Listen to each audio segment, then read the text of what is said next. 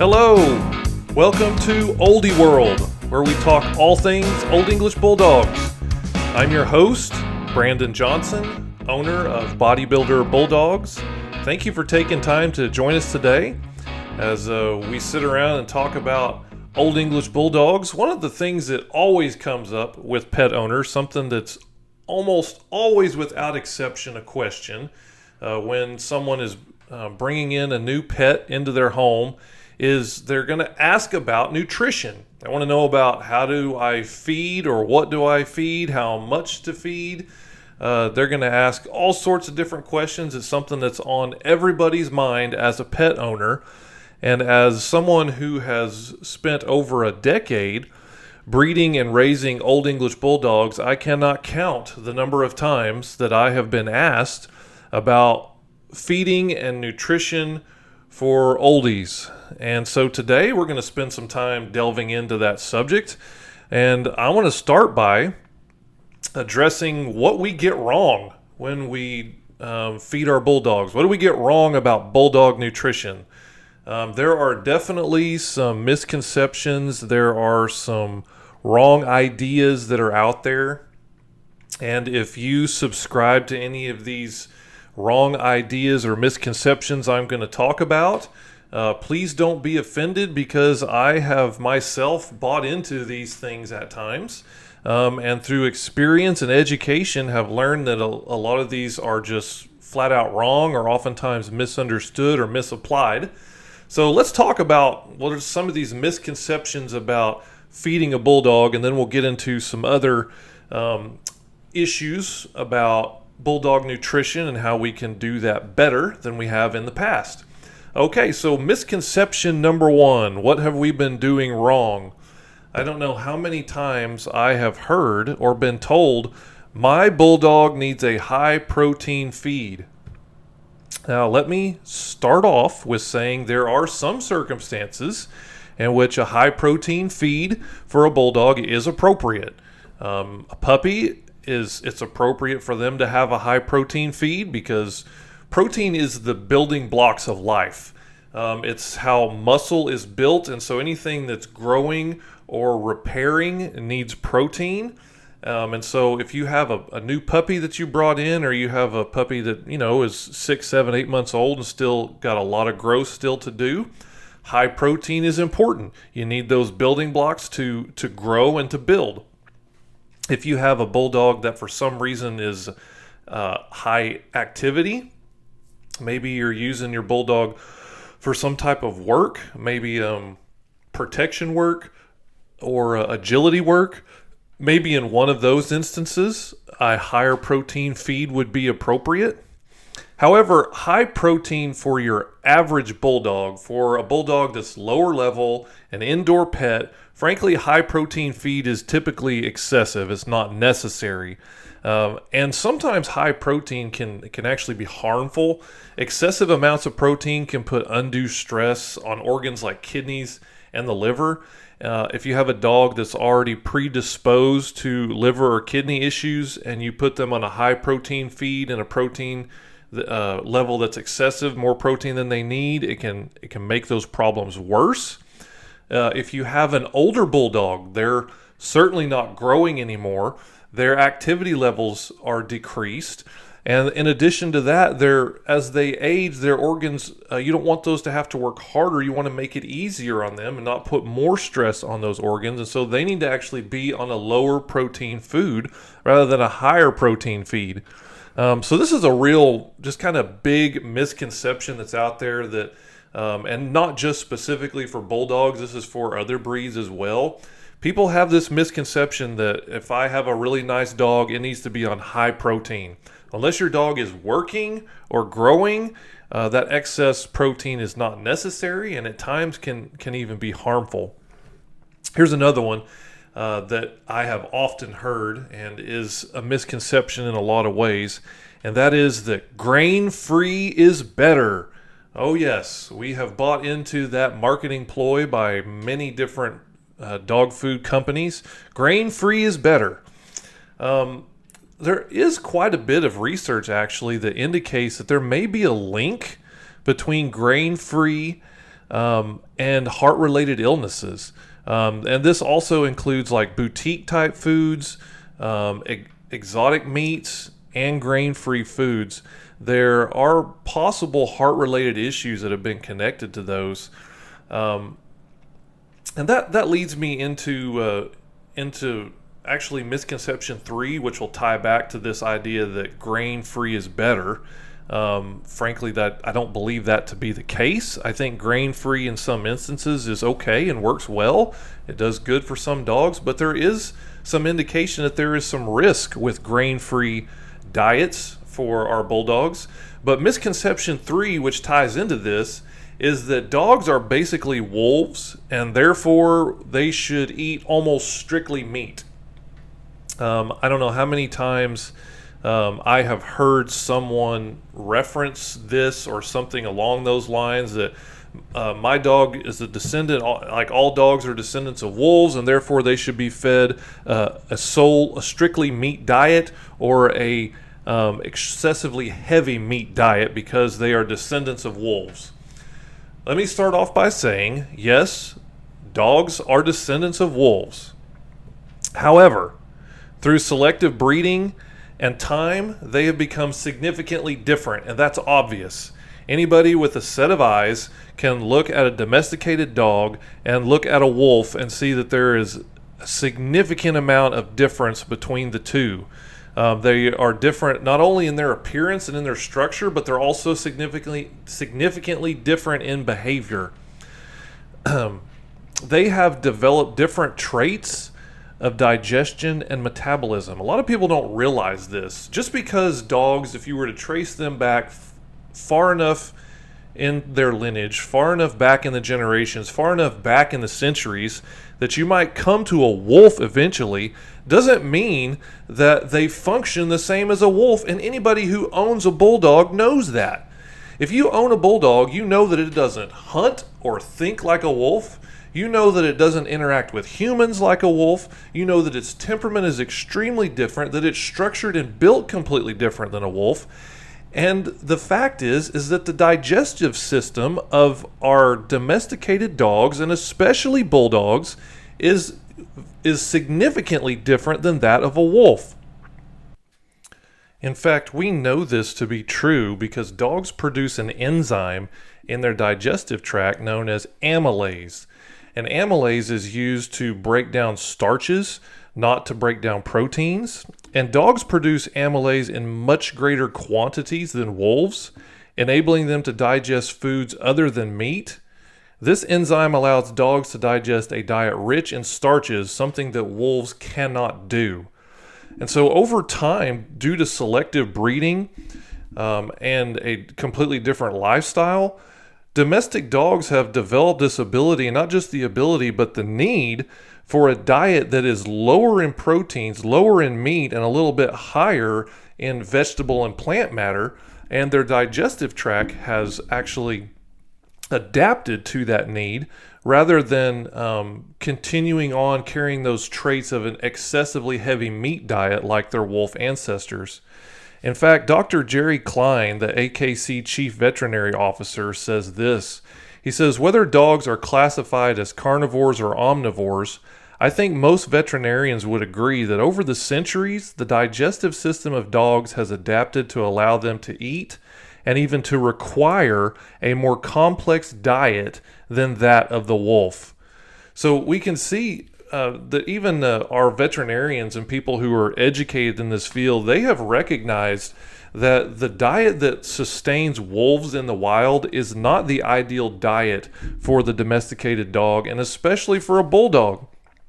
They have adapted to a different need and a different set of digestive traits and a different set of digestive abilities. And so this idea that dogs are basically wolves and therefore they should be fed the exact same diet as a wolf is not only wrong, but it can be harmful. And we need to come to the recognition that our bulldogs should be fed something different than just raw meat. All right, misconception number 4. The right feed will turn my dog into a bodybuilder. I've never actually heard someone state things like this or state this this misconception exactly in that form, but I've heard it implied and stated in many other ways. Typically, someone will contact me unhappy with the way that their bulldog looks. It's perhaps thinner, not as bulky, not as thick, not as heavily boned, and they'll contact me and they'll say, "Hey, what do you feed your dogs?" And it's because they'll see either some of my dogs in person or they'll view some of my dogs online, whether it's on one of our social media platforms or perhaps on our website, and they will notice the distinct differences between our dogs and their dog, and they immediately assume that the reason for the differences is the feed. Whatever it is that I'm feeding is the reason my dogs look the way that they do, and if they feed what I feed, their dog will look like mine. Now, I'm not here to put anybody's dogs down. Everybody loves their dog. I get it. There's nothing wrong with that. That's the way that it should be. But there is this misconception out there that if you feed the right food, your dog is going to look like the best bulldog out there. Let me get some things straight in regards to feed and the way that your dogs look and genetics. Good feed will help your dog reach its genetic potential. There's no doubt about that. You want to feed a really good, high-quality feed, whatever that might be, to help your dog reach their genetic potential. However, good feed will not overcome or override genetics. And this is what a lot of people don't understand. They think if their dog does not possess the traits they desire, maybe it's muscle mass, maybe it's girth, maybe it's bone structure, maybe it's just overall mass, whatever it might be, oftentimes people just immediately think, well, it's a food thing. If I change their nutrition, they will possess the traits that I want. And the fact of the matter is that no matter how good your food is, it's not going to overcome whatever your genetics are. We understand this in the human circles, right? If you take someone who is a racehorse jockey, they're typically very small in stature, very light framed. If you were to take one of them and change up their diet to whatever you want it to be, you're not going to change them from a racing jockey into a defensive lineman in the NFL. That's just not going to happen. Their genetics are not such that they can take on that kind of frame or possess that kind of frame. They're just not genetically made that way. And the same is true with our canines. So the same is true with bulldogs. If your bulldog lacks girth, if they lack bone, if they lack overall mass, it does not matter what you feed that dog. It's not going to change because their genetic makeup has defined their build and their structure. We need to be realistic about our expectations when it comes to feed. I know a lot of people who have switched feeds over and over again, who have said given some pretty negative reviews about different foods that are out there, different dog foods that are out there. And frankly, it had nothing to do with the food, and it had everything to do with the dog's genetics. I've been guilty of this myself. I remember back almost 20 years ago when I got my first English Mastiff. Before I got into Old English Bulldogs, I bought an English Mastiff, and he was a nice dog, but he certainly wasn't the best that could be purchased. I'll just put it that way. I got what I paid for, and he was pretty. We loved him. He loved us. He was a great dog, but frankly, he didn't possess the size and the mass that I wanted and that I saw some other breeders and that their dogs possessed. He lacked some of those traits that I desired, and I tried all sorts of different kinds of food thinking that was going to change it. And I remember on the phone one time with a breeder who'd been doing Mastiffs for a couple of decades, and she just told me flat out, she said, look, you are trying to overcome genetics with a feed. Genetics is what determines the type and the structure of your dog, not the food. And she was 100% right. I was chasing the wrong thing. I should have been doing more research into the genetics of the dog that I was going to purchase rather than expecting the feed or the nutrition I was going to give him to bring about the desired results. So let's be realistic with our expectations. Let's realize that genetics determine a dog's type and structure, their mass, their girth, and that we need a good food in order to bring those genetics to their full potential. But we realize that no matter how good the food is, it's not going to override whatever genetics that dog possesses. If they are genetically predisposed to be tall, lanky, and thin, they're, no matter what we feed them, they're not going to be big and thick and girthy. It's just not the way that genetics work, and it's not the way that nutrition works. So, second question for today. Those are our 4 misconceptions that your dog needs high protein. Your Bulldog must have high protein food. Misconception number 1. Misconception number 2 is that grain-free is better. Misconception number 3, dogs are basically wolves, and therefore we should feed them a diet strictly of meat. And misconception number 4, if you feed the right food, it's going to turn your dog into a bodybuilder. I think we have debunked those, so let's move on. What should I watch for when considering a feed for my oldie? And I think this is a really good question. This is something that kind of puts the responsibility back on us, that we need to be watching for some specific things with our dog to make sure that we feed them the right food and we get them the nutrition that they need. First, let's talk about puppies. If you have a new puppy you've brought into your home, you need to be watching him develop. And there are different issues that can come up, and this varies based upon different genetics, based upon different individual dogs, and it also varies depending upon what you feed. You can do just a little bit of research online and quickly learn that different breeds of dogs have different nutritional requirements, and this is especially true when they're puppies. Hence, you will see some formulas out there in the dog food world that are for large breed puppies, because large breed puppies grow and develop a little bit differently than small breed puppies, and they have different nutritional requirements. One of the things that we oftentimes see is if you feed a really high protein, very rich puppy food to puppies that grow really rapidly, you can see some developmental issues that can come into play, sometimes with the joints. Sometimes we refer to this condition as rickets. And those puppies need to be taken off that really high protein food and put on a lower protein food, which slows the growth process a little bit and lets their joints and things catch up. And this is our responsibility as owners to watch for our puppy's development and see if we need to change feeds based upon the way that their body is developing. If you have a puppy that's showing some joint issues, take them off whatever feed that you have, especially if it's a really high protein food, and put them on something a lower protein food. It will help slow down that growth process so that their joints and things can catch up. This is not to say that all joint issues that a puppy might have are food related, but oftentimes that may be the case, and that would be the first place that we would want to try and the first place we would want to start. Something else you should watch for with your Bulldog is watch out for food allergies.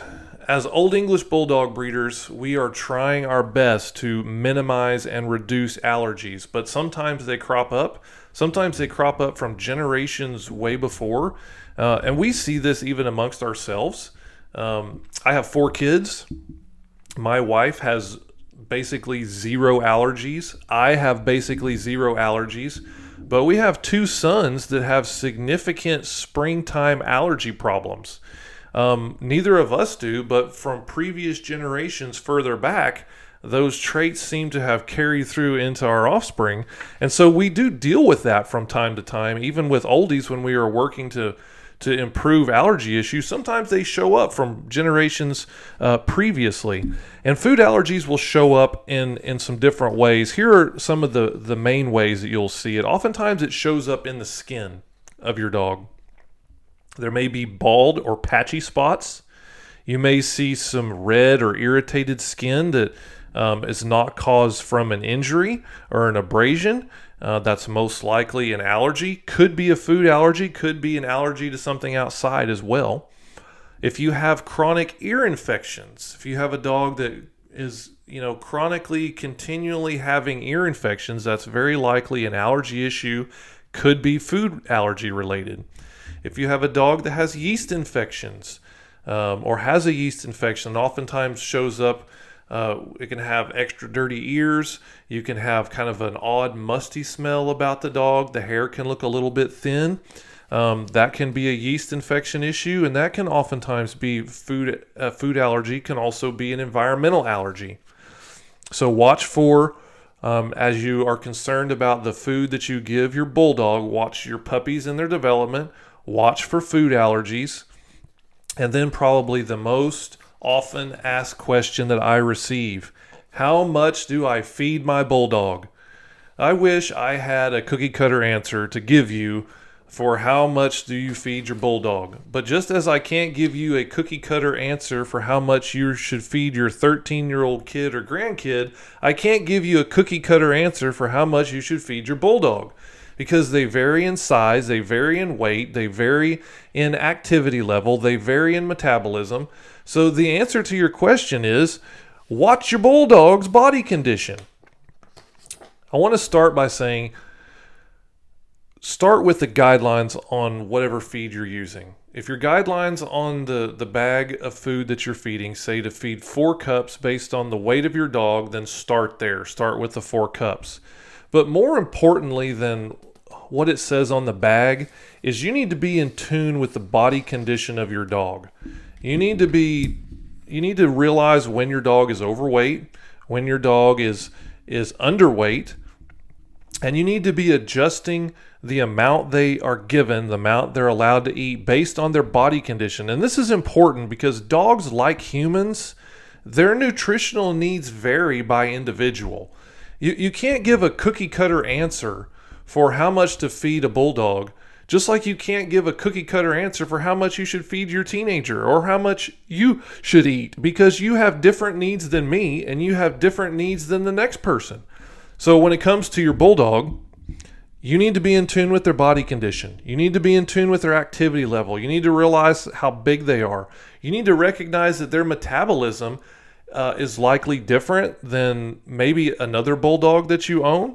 Their age can play a factor in how much they need, as their metabolism will slow as they age, just like us as humans. You need to be in touch with your dog and adjust the feed based upon their body condition. We also need to remember that some dogs respond better to a certain recipe or brand or formula than others do. And this is so true. I've seen this so many times. I remember early on when it's probably the first 3 or 4 years that I did oldies, I had a female that I had bought, and she really had a hard time keeping weight. She didn't look emaciated, but she just never looked completely filled out. And all my other dogs looked fine, so I ran her on wormer. We did fecal checks. We did all sorts of different things trying to find out what was causing her not to put on weight, because we could feed her more and she still wouldn't put on weight. We would feed her until she wouldn't eat anymore and she still wouldn't add weight. I finally consulted with the vet and asked him for his opinion. She seemed fine otherwise. She seemed active and happy and healthy, other than she just really needed another 5 to 7 pounds to look like, that she was really fit and at her prime body condition. And he suggested that I try a different formula of food. I remember exactly. It was Purina Pro Plan salmon and rice. He said, why don't you give that a try and see if it works? And sure enough, within about 3 weeks, she put on the extra 5 pounds, looked really good. And as long as she was on that food, she looked spectacular. Any other food I ever tried with her, she would drop that extra 5 pounds, look a little bit underweight. And no matter what I did, I couldn't put that weight back on her. There was something about her biology that particular formula, and that's not to say there wasn't another formula out there that I wasn't aware of, but that particular formula, her body really used that well, was able to draw the nutrition out of it, and was really able to thrive and to do well on that particular formula. You may have a dog like that, and it may not be this, you're not feeding enough. It might be that you need to change recipes or change brands. Dogs, like people, metabolize their food differently amongst individuals. And if you have a dog that's not responding well to one food, it's most likely not that food's fault. It's most likely that your dog is just not just not able to absorb the nutrition from that particular formula, and you need to change things up. Also, we need to learn our dog's appropriate weight and body condition. Consult with your vet if you have a hard time with this. As a breeder, someone who sees dogs every day and sees all different individual dogs, and I've seen dogs from other lines, I typically know and can tell pretty quickly the body condition of one of my dogs or someone else's, if it's overweight, underweight, or if it's about right. But I recognize that a lot of people, they don't have that knowledge base to draw from, and so what looks to you like a healthy dog might be 10 or 15 pounds overweight and frankly be almost obese. And that's hard on them, especially on a bulldog. Carrying that extra weight on all those joints also makes them a lot warmer in the summertime. If you have a hard time recognizing whether your particular bulldog is at its ideal weight or overweight or underweight, consult with your vet. Ask them if your dog is currently underweight or overweight. Get them to weigh it so that you know what your dog's ideal weight is, and then you can check that at home occasionally. Limit food or increase food to adjust that body weight or that body condition as necessary. And if need be, change your food if necessary. A lot of people don't realize, you need to change your dog's food over time. What you've been feeding your dog when you got him as a 8 or 10 or 12-week-old puppy is not what you should be feeding your dog when it's 4, 5, or 6 years old, and certainly should not be what you're feeding your dog as he gets into his elderly years. Those nutritional needs change. The quantities change, and we need to learn to adjust accordingly based on our dog's body condition and their needs. Okay, let's get into a real controversial issue. How about dry dog food versus raw? Oh, my stars. I have seen some heated debates on this issue. I'll start off by saying, in my opinion, there is not a right answer for every situation. Okay, in my opinion, it's not dry for everybody or raw for everybody. There are pros and cons to both, and we're going to talk about those. And you need to do what fits best for you and for your dog. And there is some really strong opinions on this issue. People who are proponents of the raw diet for their dogs, they will tell you it is the best and only thing to do. People who have had bad experiences with raw will tell you that it is the worst thing you can do. And the same can be said for kibble. But my experience has been, especially those people who are proponents of the raw diet, where they really like to get on their soapbox about that. But again, in this breeder's opinion, there isn't a right answer for every situation. It varies. All right, quickly, definitions. When we say dry, we mean kibble type food. What you would generally get when you go to the store and you buy a 15, 20, 40, or 50 pound bag of dog food, that dry kibble. When we say dry food, that's what we're referring to. When I say raw, there are a couple different kinds out there. You can purchase the pre-made, or you can make your own, and they're both uncooked. Pre-made comes from companies like the Farmer's Dog, and there are some other companies out there. And then homemade would be if you went and purchased, say for instance, your own raw chicken, and you were grinding that up, oftentimes mixing in other ingredients. Something that we're not going to cover today is there is another class, which is fresh or wet food. Wet typically used to just refer to the canned food, but in recent years, there is commercially available wet food, which is typically cooked, but still moist. Places like Fresh Pet are manufacturers of this type food. I don't have a lot of experience in that category, and so I'm going to stay away from that subject today because I sure don't want to give out any information that would be false because of my own ignorance. So we're going to talk specifically about kibble and raw. Here's some pros to both. When we talk about kibble, the pros are it is better for your dog's hygiene as far as their teeth are concerned. It's better for teeth health or dental health. They don't get as much buildup. The chewing of the kibble helps knock off some of the plaque and buildup they can get on their teeth. Kibble is also, or dry is also good because it's easy to portion out.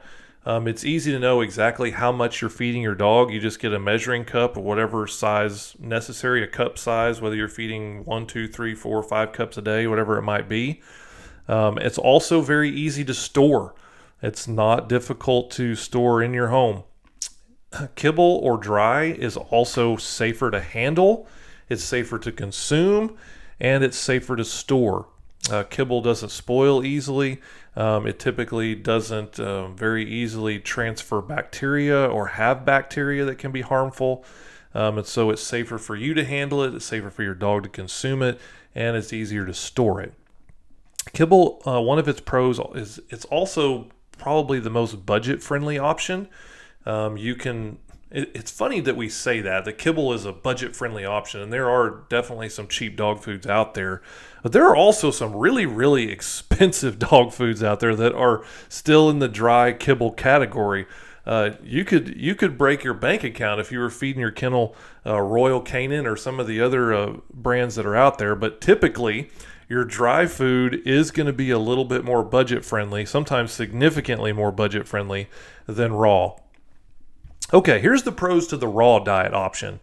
It is more interesting in flavor and typically a little bit more desired by dogs. Dogs that have strictly been fed kibble their whole life typically have no issue eating kibble, but if you have a dog that's been used to eating raw and then you move them to kibble, they're not going to be very happy because that raw is much more flavorful and much more interesting than dry kibble.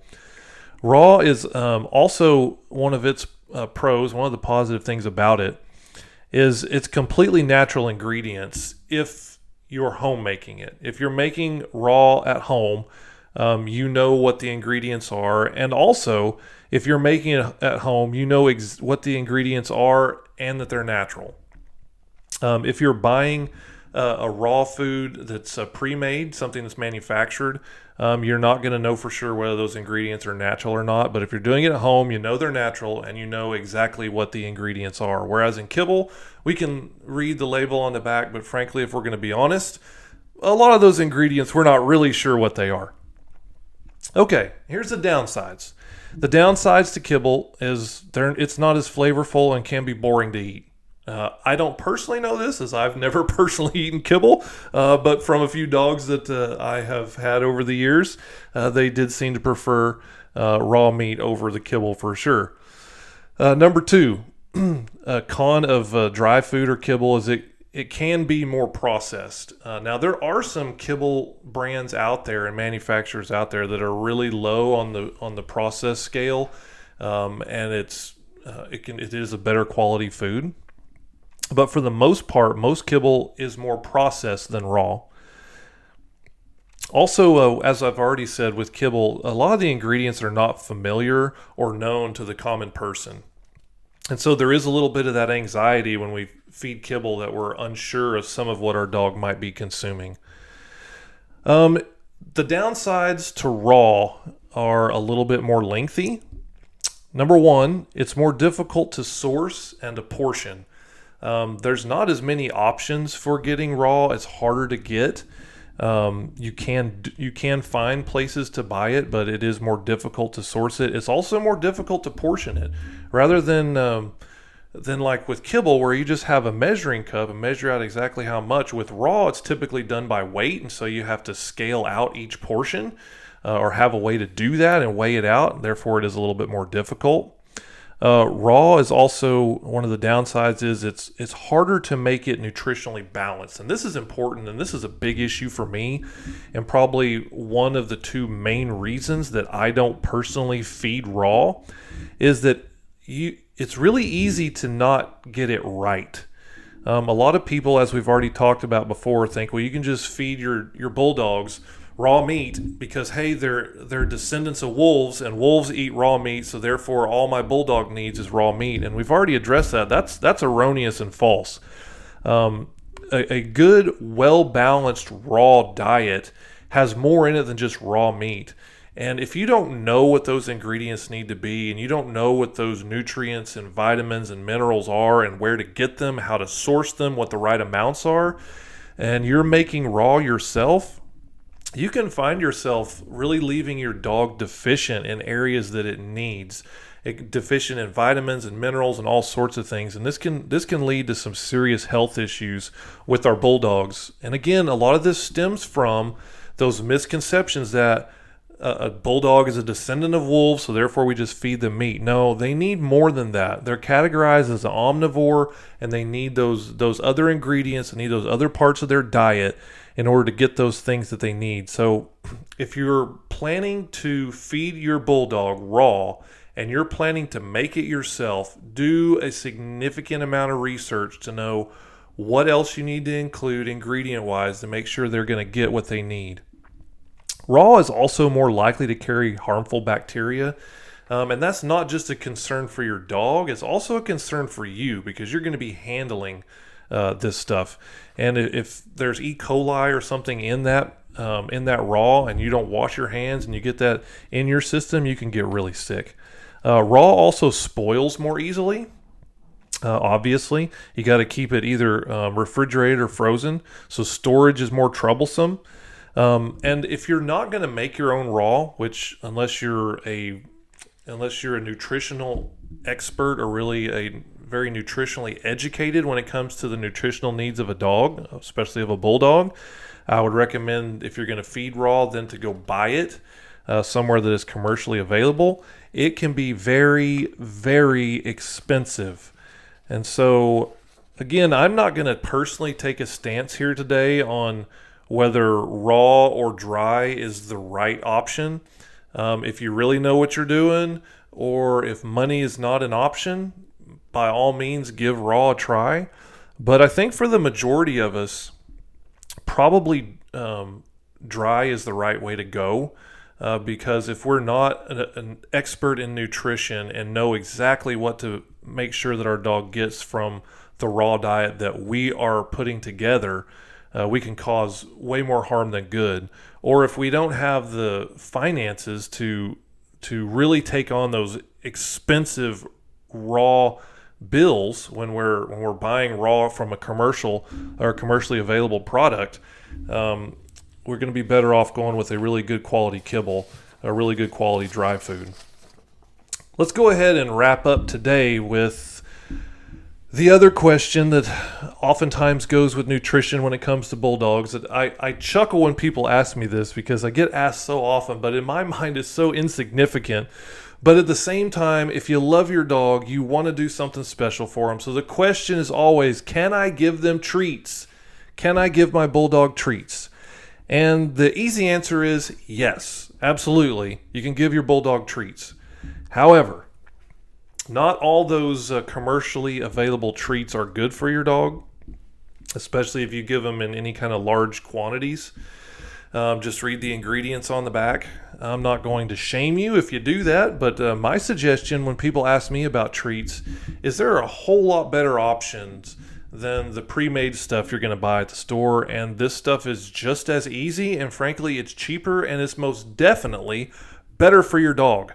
All right, here's my suggestions. Use some of the stuff you already have in your house. Apples, carrots, watermelon, bananas, broccoli, strawberries, blueberries, pumpkin, squash. You can take any of these vegetables or fruits that I've mentioned, and if they're not in small quantities or in small portion sizes rather, you can cut them into small portion sizes and your dogs will love them. Dogs love those fruits, especially the sweet ones, things like bananas. They will go crazy for those. If you want to give your dog something a little bit special, maybe that's a little bit more expensive, but that you would have at home, canned sardines are a great option. Once you open that can, be sure you rinse the sauce off because that can be a little bit extra salty, and that excess salt is not good for your bulldog. So rinse that off. If you want to make it extra special for them, make it a little crunchy, put it in the freezer ahead of time, make it and freeze it, and they'll go nuts for that. It's good for them. But it's a lot better than those prepackaged, those really heavily processed treats that are out there. just add a little bit of carrot, a carrot slice, or maybe a baby carrot or apple slice, a little piece of watermelon, any of those things, especially once they get used to it, they will be just as excited for that as one of the really heavily processed dog treats that are available on the market. So just get one of those out, slice you some apples or carrots, keep them in the fridge. They're real easy to hand out, just as easy as any other treat that you might buy. So that wraps it up for today. The things that we get wrong about Bulldog nutrition, some of those misconceptions, the things that we should watch for when we're considering feeding our oldies and what they need, dry versus raw, and those treat options. So thanks again today for joining us on Oldie World, where we talk all things Old English Bulldog. Again, I'm your host, Brandon Johnson, owner of Bodybuilder Bulldogs. I would love to hear from you. You can reach out to me via email at bodybuilderbulldogs@gmail.com. You can check us out on our website at www.bodybuilderbulldogs.com. You can also find us on social media on Facebook, Instagram, and even on TikTok. We would love to hear from you not only about oldies, but maybe specifically about this podcast, maybe some episode ideas. This episode on nutrition actually was suggested, and that's the reason that we've done it today, is we had a listener suggestion. So if you've got a comment or something you'd like to hear us address on Oldie World, please shoot us an email, and we'll be happy to add it to our episode list. Thanks again for joining us today, and go out and enjoy your Old English Bulldog.